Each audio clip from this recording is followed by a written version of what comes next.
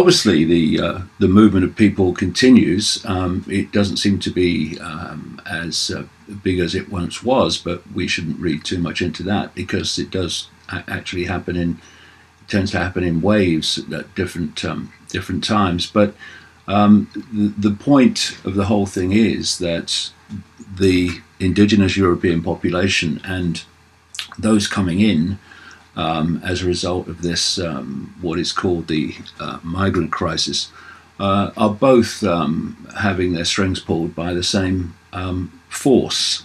It's a long planned operation to destabilize Europe in this way, and to have massive divide and rule between the indigenous population and the incoming population. And if you look around places like Sweden and Germany, and others, that is clearly happening. I went many times to Sweden before this all began, and I've been since, and Sweden is not the same country.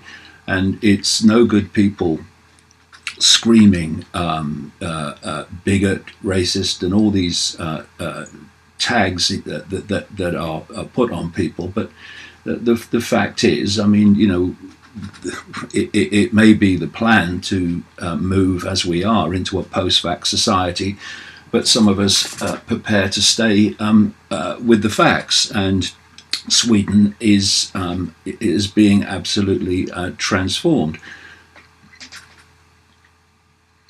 Well, I mean, the point is, you know, it's a simple rule of thumb from my point of view. If you want to know what the agenda is, then look at those things that you are not allowed to discuss, you're not allowed to debate, and you're not allowed to have an alternative opinion on. And you look around, look at the whole transgender explosion, look at the subject we're talking about now. You're not allowed to have an alternative opinion on it, even if that alternative opinion is based on facts. And, you know, we need to ask why it's happening. We need to ask all the time that simple question: why? Why is it happening? Who benefits from it?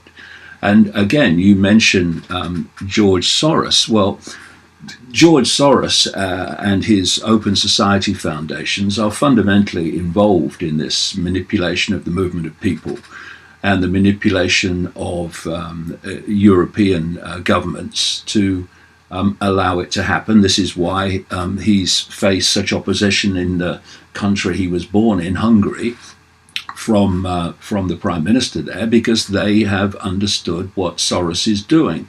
And when you've got a situation, Jeff, where George Soros is reported now to have, over the years, including a more recent donation of $18 billion, to have contributed $32 billion to this Open Society Foundation network.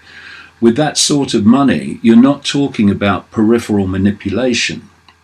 You're talking about fundamental manipulation. And the same, of course, is happening in the United States through particularly the southern borders.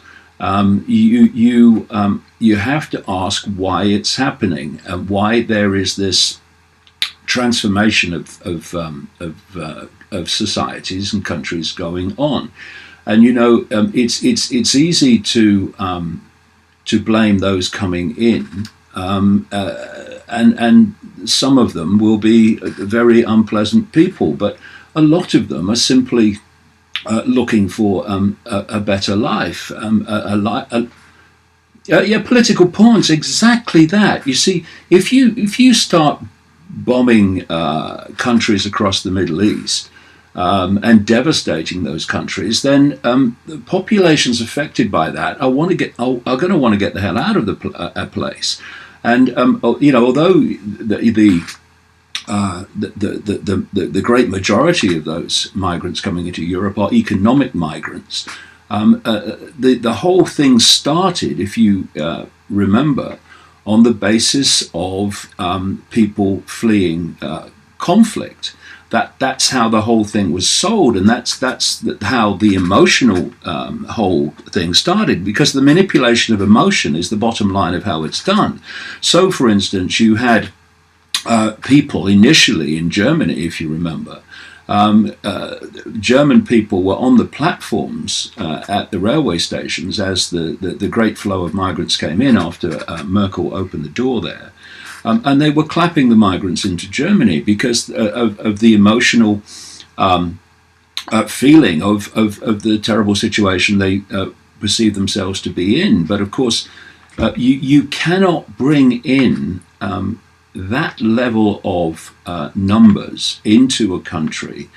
People, particularly of a different culture, which have to be somehow be integrated into the indigenous culture. People who can't speak the language, therefore find it very difficult to get employment. You cannot do that without creating enormous problems and enormous upheavals. And of course, this was predictable, and it was predictable, but people. Yeah, that was the intent. People like Angela Merkel, people ask the question, particularly in Germany, what was she doing? Well, what she was doing was serving the agenda. That's the whole what the whole thing is about. And so, you see, if you can get your target population divided and ruled and at war with itself, then it's much easier to change society as you want it changed. And of course, the agenda for Europe, through the European Union, is to break up countries ultimately into regions, and the end of sovereign nations, a regional Europe under the, in effect, totalitarian control.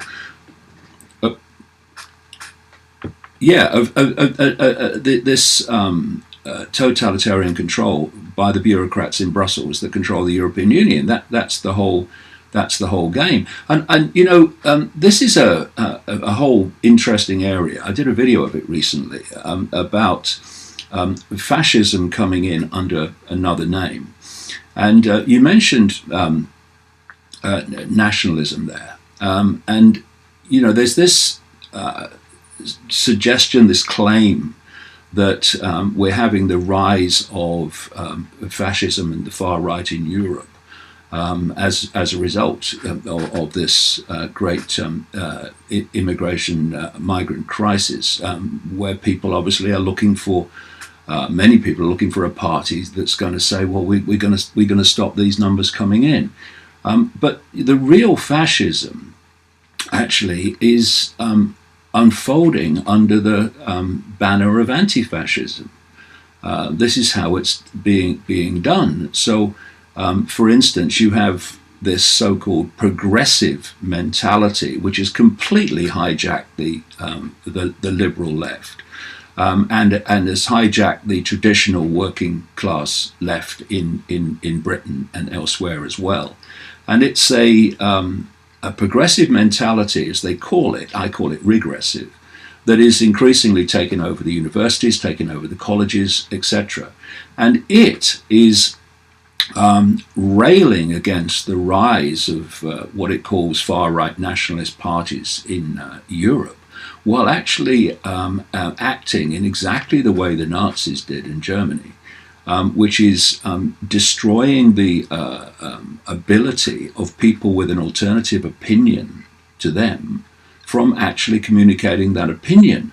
So we're seeing all the censorship of the free flow of information on Facebook, on Google, on YouTube, etc., under the banner of this progressive mentality. This is where so-called hate speech has come from, through this progressive mentality, which is being played like a stringed instrument by the powers that are really behind it.